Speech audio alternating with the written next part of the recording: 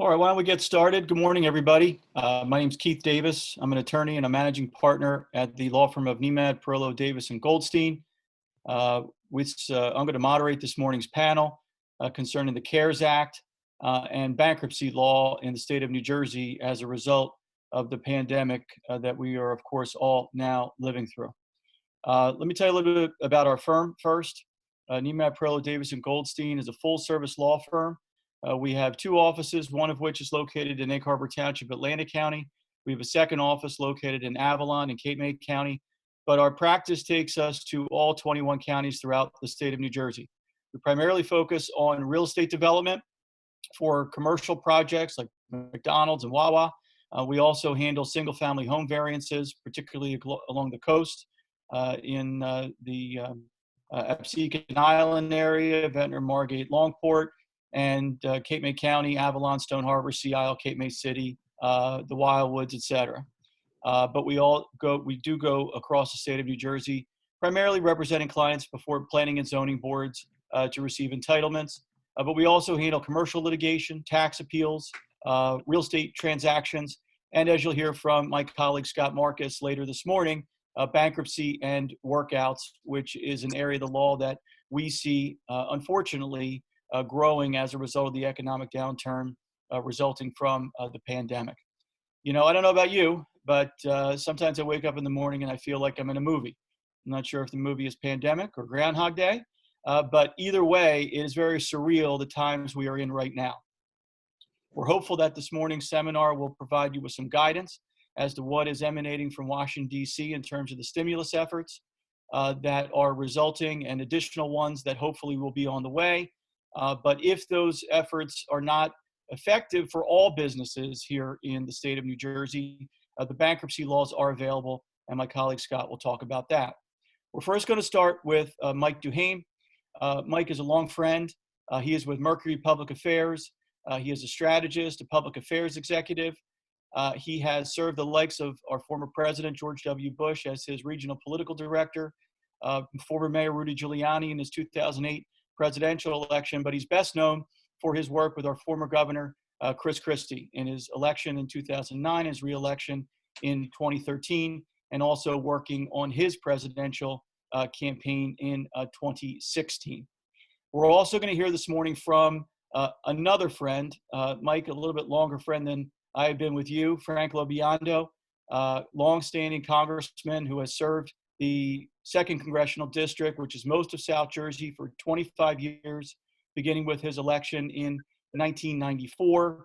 He served on the Armed Services Committee, the Transportation and Infrastructure Committee, and he brings a unique perspective as to legislative policy making in Washington, D.C., and will offer a perspective about the CARES Act and the other legislative measures that are making their way through Congress right now, and of course has a tremendous handle on the South Jersey economy, our region, and how we can rebuild as a result of this pandemic. And then lastly, we'll hear from my colleague Scott Marcus to discuss the bankruptcy laws and explain the process in a simple way and hopefully demonstrate that it's an opportunity for some businesses to have a clean start. But we are going to start first with Mike DuHaime to talk about the landscape in Washington, D.C. So, Mike, I'll turn it over to you.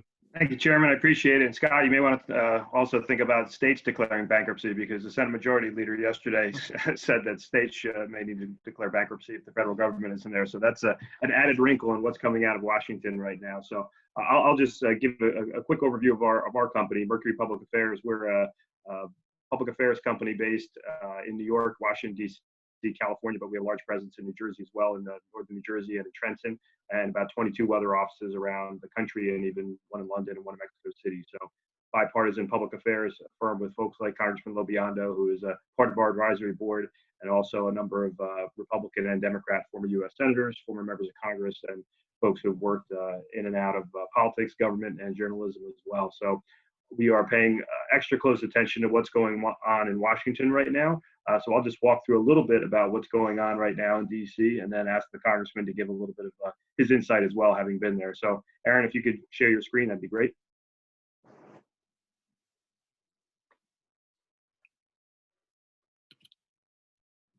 Excellent. Thank you. All right. So the overview of what has already passed. So the CARES Act was a $2 trillion investment that the government made. Now, to put that in perspective, that's more than the federal government spends every year. And the government has tried to put $2 trillion out into the economy over the last few weeks, and that is not going to be without some hiccups. About a quarter trillion of that was for unemployment insurance. We've seen staggering number of unemployed people, 22 million people unemployed in the last 4 weeks in the United States. Put that in perspective, in the 2008 and 2009 recession, in a bad week, we would see a few 100,000. We are seeing millions and millions every week right now. So unemployment insurance in all these states really needs to help. We're seeing direct support for hospitals and providers, small business rescue plan, which I'll go into a bit, $500 billion in the Treasury Department, which is designed to help larger businesses with loan guarantees. I'll go into that a little bit. Direct aid for airlines, direct aid for essential services for national security, stuff for payment for aviation workers, direct payments, as we know, to certain people in America directly to them. And we have some funding here for states and local governments, but there were some stipulations on that only for governments of 500,000 or more. So as everyone knows, in New Jersey, there are no municipalities of over 500,000, and there are only a handful of counties all in the northern part of the state that are over 500,000 people. So that really left a lot of New Jersey, all the New Jersey municipalities and most of the counties out as well, meaning we would have to go to the state for any assistance. So I think that's something that will be addressed in the future. Next slide, Aaron. So some of the just yesterday, the House and the Senate are, the Senate, one is voting today, one voted yesterday, and the president is going to likely sign, perhaps as early as later today, an emergency package to further put more money into what I just spoke about before that was passed 3 or 4 weeks ago. So another $310 billion are going to go for PPP, that's the Small Business Loan Program. That the funds were depleted in that program from the first round in 10 days. That was essentially loans of up to $10 million, mostly forgivable. For small businesses. So they have added another $310 billion into that, another $50 billion for emergency disaster loans from the EDA, another $10 billion for grants that will obviously be not loans, but forgivable, and more for the SBA. They've also put in another $75 billion for hospitals and $25 billion for testing. The good news on the health side, the first round of money that went out from HHS and the federal government really used last year's Medicare data to put that out. So there was no consideration really to being on the front lines of the hotspot. This time they are using some coronavirus data, so that should be good news for New Jersey hospitals, New York hospitals, Philadelphia hospitals as well, because they are having a little bit more stipulation in there for who's on the front line. Next slide, Aaron. Here are some of the small business pieces that might be of interest to folks. The Paycheck Protection Program. As I said, the first round of funds were depleted because it was so popular and ultimately very easy to get. Small number of questions. You go through your local bank. Basically, the idea is to cover payroll and other operating expenses for up to 8 weeks. Almost all of it is forgivable. $10 million. Those are for businesses of 500 employees or fewer. Economic injury disaster loan up to $2 million. There's a $10,000 grant that you don't even have to pay back. This is for when there's a disaster in your home area. So if a tornado came through or a flood or an earthquake, now the entire country has it. Those funds were also depleted. They are going to be replenished under the current legislation that'll likely be signed tomorrow. A small business debt relief program.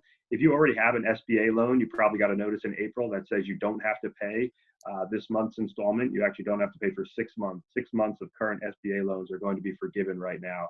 And then finally, a Treasury backstop for larger businesses between 500 and 10,000 employees, almost $500 billion there, where the Treasury has much wider latitude of who to help. But that's much more analogous to the TARP bailout of the automotive industry about 10 years ago, and the government actually takes a stake in the business in return for the loan until you pay the loan back. So it's far more onerous than the PPP program, but there's much more money at stake for larger businesses. Next, Aaron. Finally, what's important and where there's going to be controversy is the aid to states. $150 billion already went out, but even just yesterday, we're seeing Senator McConnell and Governor Murphy have a bit of a dispute in the public about whether or not there's going to be more aid to local and state governments. This first round of aid is not going to be, it's not going to go very far in terms of what the states, all 50 states are going to deal with, all municipalities, all counties. And there's a lot of talk in Washington about the next round of stimulus and what it may look like and how it is designed to help states and counties and municipalities as well, because everyone's being hurt by this. So that's going to be a big fight, we think, coming up next. So there has been a first tranche put out, but most people believe it's not going to be nearly enough. Thanks, Aaron. And with that, I'll just turn it over to Congressman LoBiondo, who, as Chairman said, spent a lot of time in Washington and also in the state legislature to just talk about, just to give a little perspective about how unprecedented this time is for us. Congressman? Well, good morning and thanks, Mike. And it really is unprecedented. We've gone through a lot of different situations in our country that have really stressed us, but I don't think we've ever seen anything like this. And it's not likely to be ending anytime soon. But I think what's important to remember is that with all these different packages that are coming through, these packages are as a result of input that's being given by national business organizations that are reflecting what their membership is seeing and hearing. So if you're out there and you're part of an organization, don't assume that you will automatically be included in a future package if you've not been included up to this point. You're going to have your voice be heard. Your organization speaks loudest when it joins with other organizations that have like-minded situations. Weigh in with your elected officials, especially with your member of Congress and your state legislators, about what your challenges are with your business and your situation. We're seeing that, especially in South Jersey, there are estimates that this is going to be upwards of $5 billion. And we know with what our economy is based on with casinos that there's a really big question mark on what's going to happen with that and how they're going to be able to reopen, and if and when they're going to be able to reopen. What the summer months mean, we haven't even begun to talk about that very much right now, but many businesses are planning to every year to make their money in 3 or 4 months out of the year for the whole year. So as we move through this, communications is going to be extremely important so that we can make sure that all the priorities are identified and hopefully will be addressed. And Mike, back to you. I think you're on mute, Mike. Sorry, good helping there, Chairman. I'll turn it back to you, and so you and Scott can talk through the rest, and then we can take questions. Great. Yeah, and I did want to note we will have an opportunity to take questions, and if you look at the bottom part of your screen, on your Zoom screen, there's a box with Q&A, and you can start putting your questions in there now if you'd like, and then when Scott finishes his presentation, we'll try to review as many of those questions as we can this morning. Back in the old days, we used to be able to play golf in New Jersey. Obviously, we can't do that right now, but that's where I met Scott Marcus several years ago. And he joined our firm, I guess, just over a year ago now, and brought a new discipline to our practice that we really hadn't focused on before, but we're fortunate to be able to now, and that is with respect to bankruptcy and workouts. He's been practicing law for over 40 years. And he works now out of our Egg Harbor Township office.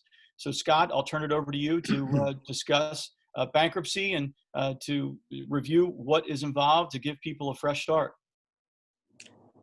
Thank you, Keith. Good morning, everyone. As Keith just indicated, I've been handling bankruptcy matters for creditors, debtors, and other interested parties for over 40 years. My take on this situation is from the perspective of a hypothetical client rather than from the larger overview of state and federal programs. I am impressed by the efforts of government to try to help resolve this problem, but I look at it from a day-to-day perspective.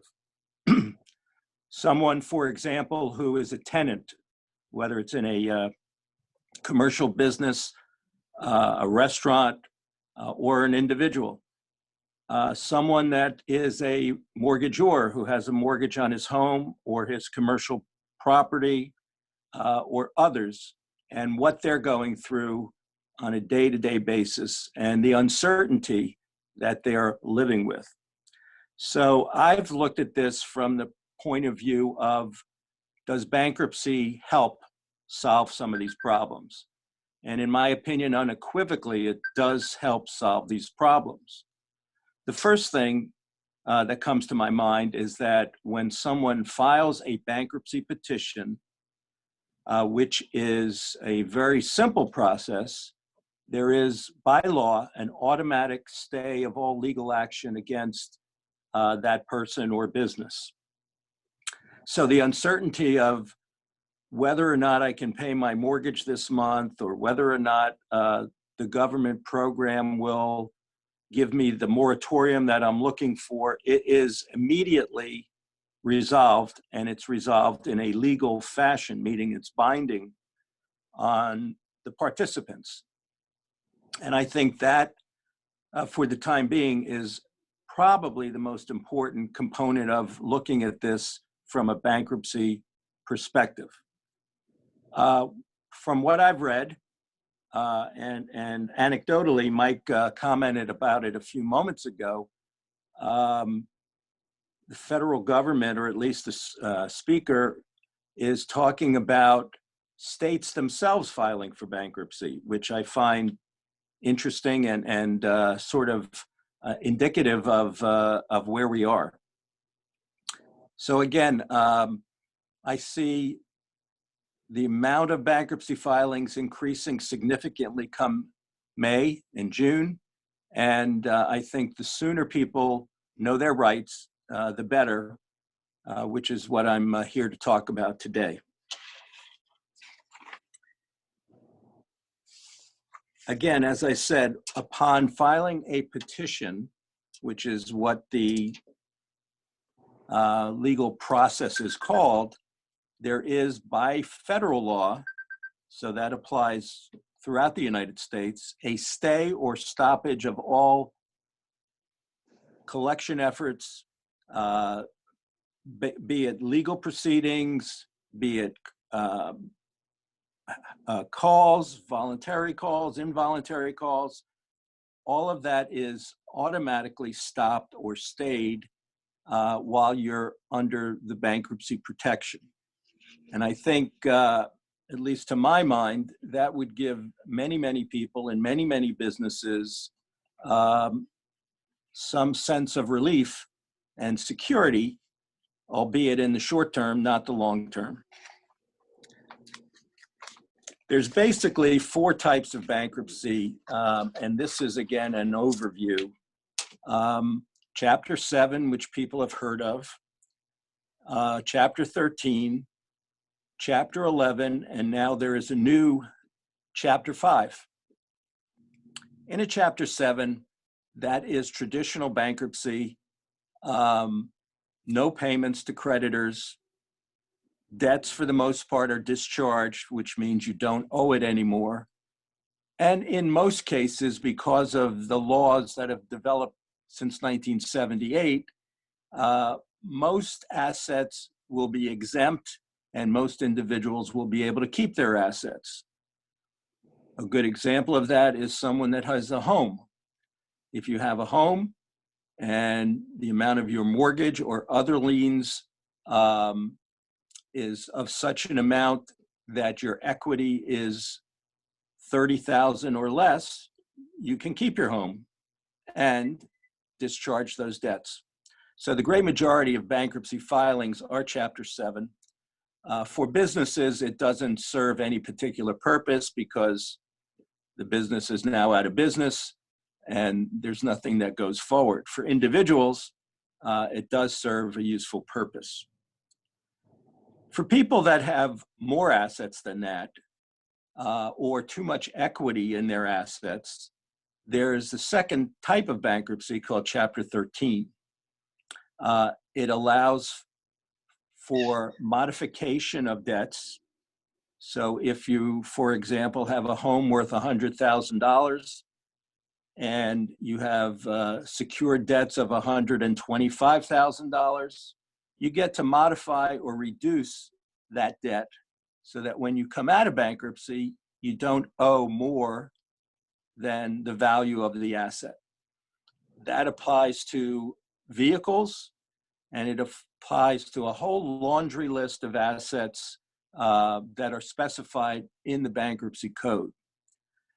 In Chapter 13, you make payments monthly to a trustee, and until the new law went into effect, the payback could be up to 60 months, 5 years, but not beyond that.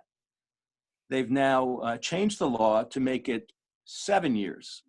So, of course, what that does is reduce the monthly payment to make it more affordable for people to qualify for Chapter 13. And that was one of the big changes under the new law. Chapter 11, next type of bankruptcy to talk about, has been around for quite a while. And it applies to major corporations that need to restructure their debts, as well as individuals if need be. It's a much more involved type of bankruptcy and deals with many things that otherwise would not be part of a bankruptcy process, but it's something that businesses should definitely look at to see what can they do to come out of this. And then, coincidentally, they recently changed the law to create what's now called Chapter 5, which is a small business bankruptcy. Under the law, the maximum of your debts was $2.3 million. You couldn't have debts higher than that, but because of the new law, they've increased that to $7.5 million. So you can think about what businesses have assets of $7.5 million and get an idea of the great number of businesses that would qualify for Chapter 5. Chapter 5 is much less expensive to file, much quicker to process. Under the law, you're supposed to have your plan in place within 90 days from the date you file, as opposed to Chapter 11. I've had cases that lasted 5 years, 6 years, and in that time frame. So Chapter 5 is going to be a much more prevalent and relatively significant form of bankruptcy going forward. Next slide, please. This is a little bit more about Chapter 5. And as I've said, it's much more streamlined, less expensive than Chapter 11. I've already said the threshold has been increased from 2.7 million to 7.5 million, although that change is only for 1 year. So if you file 2 years from now and they haven't continued the law as it now stands, you could not do it if you had assets of $3 million or $4 million.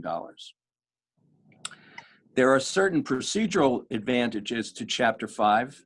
Number one, only the debtor can file it, as opposed to a creditor or someone else. And number two, the owner of the business can retain a stake in the company, as opposed in Chapter 11, where to do that, you need to provide new capital. So an owner of a business that's in the $4 million range can file this small business reorganization and retain his ownership interest in the company. Next slide. The main point, which I started with and I want to reiterate, is bankruptcy is a legal process that does not require consent of creditors. So right now we've been reading about and hearing about tenants and landlords negotiating and trying to come to solutions. Landlords who are mortgagors and their lenders who are mortgagees trying to negotiate some sort of solution. And there's, to my mind, no certainty in that unless people voluntarily agree to these modifications, there's no certainty. Bankruptcy provides certainty. It provides a forum for resolving these types of issues, and if not resolved, there would end up a court hearing or something involving the court system to try to resolve that problem. Most often in bankruptcy, contrary to what most people think, most individuals end up keeping all of their assets. They get to restructure their debts and they discharge their liability. Perhaps it's because I've been doing this for so long, but it seems like that's a good solution. That's a good remedy for people. The downside of that is, and has been, that your credit is affected. Things are reported negatively in terms of non-payment of certain debts and the fact that you filed. In fact, it'll be on your credit report for 10 years. But credit scoring and the issue of credit is a relative term. It's relative to where do you fit in compared to other people. What I'm hearing, what I'm reading is that in the month of May, there will be a flood of bankruptcy filings. So I question whether your credit score will be affected that negatively if everybody else is doing it as well. Next slide. So this is a little advertisement for our firm. As I've said, I've been doing this work for 40 plus years. And at the very least, the point I want to get across to people is find out what your rights are. I'm not suggesting that everybody need file bankruptcy or that that's the correct remedy for you, but at least you should know what your rights are so that you can make an informed decision about what works best for you. And I'm happy to take your phone call and have a conversation with you at any time and see where that goes. Thank you. And that's that. Great. Thank you, Scott, very much. Very helpful and educational about the bankruptcy laws and how they can help businesses that are going to be facing tough times in the weeks and months ahead. We do have one question, and I just want to remind folks at the bottom of your Zoom screen, there is a Q&A button where you can post a question. We did receive one, so I will read that out and ask our panel to field the question. It relates to the shutdown, the mandatory closure of businesses and the categorization of essential versus non-essential businesses. And the person asking the question wants to know if there may be any liability against those state officials in their determination as to what is essential, what isn't essential with these shutdown orders if the data later shows that it was not warranted. Anybody want to field that? Well, I will chime in here. This is Scott Marcus again. My quick answer would be, for the most part, government officials, when they act, they have immunity generally. They have discretion whether to put a traffic light in at a particular corner where one wasn't put in and someone was hurt in an accident. And to my mind, this is the same thing. It's discretionary, and therefore government officials acting in their official capacity are exempt and immune from any liability. I'll throw something out, Congressman and Chairman Davis. I'm curious how you see the politics in South Jersey. I mean, obviously the governor's approval ratings came out yesterday and they were strong. Just curious if you see how this may impact whether it's local races, county races, congressional races, presidential. How do you think it impacts the politics in South Jersey? Frank, you want to go? Sure. Well, it's going to be hard to say because it looks like some of our elections anyhow are going to be mail-in ballots, which mail-in only is going to throw a whole different dynamic from where we are now. If you're paying attention to this, as I think anyone who's affected by it will be, you're not just looking at the governor, you're looking at the administration. You're making up your mind whether you think that the president and the federal government are doing a good job. You're looking at whether the governor is actually doing a good job. And there are some people who are actually raising questions. So with some of the closures, especially those closed out a boardwalk and a beach closed in Ventnor, but you don't in Atlantic City. How can it be that you've got thousands of acres of a state park in Atlantic County that's closed down, but yet you're allowed to walk on a boardwalk? Now, I don't know how all that fits in, but people make up their minds about, politically where they stand based on lots of times with pocketbook issues. And this thing is going to be, I think, very hard to predict.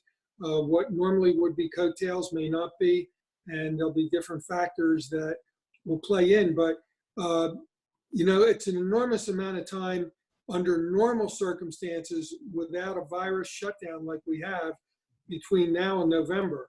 But who knows what's going to happen in the next couple of months? Will we be up and running?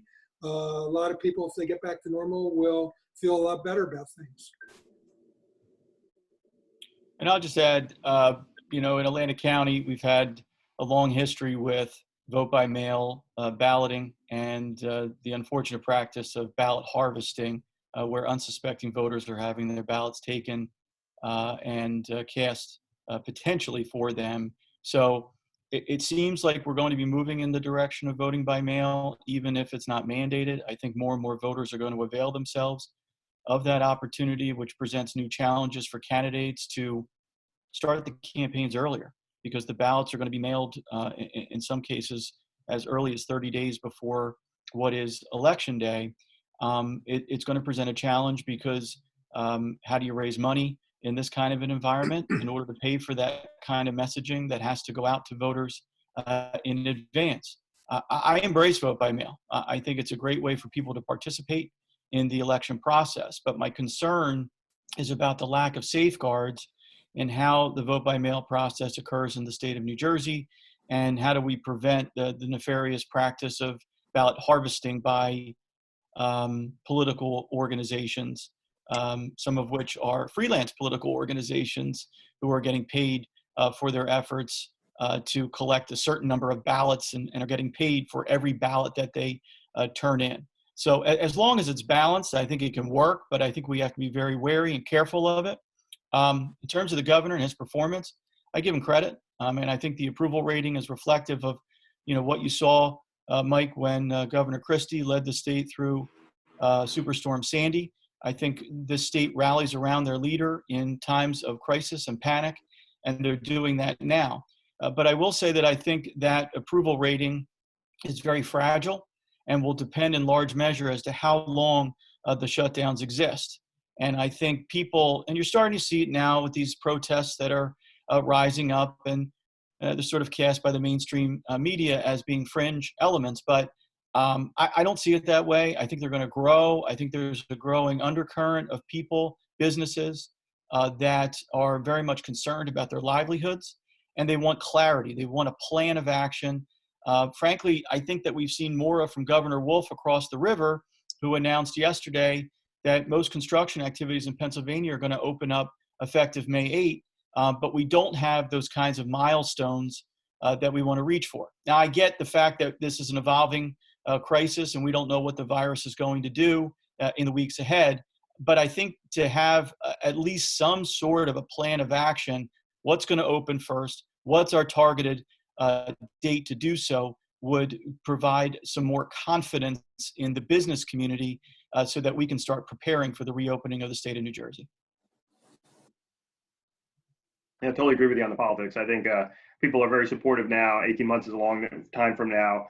Puts the governor in a good position. But if the economy doesn't come back, if unemployment is high, especially as a business executive, as he was, we saw what happened with Governor Corzine, who was a Wall Street businessman, when unemployment was over 10%.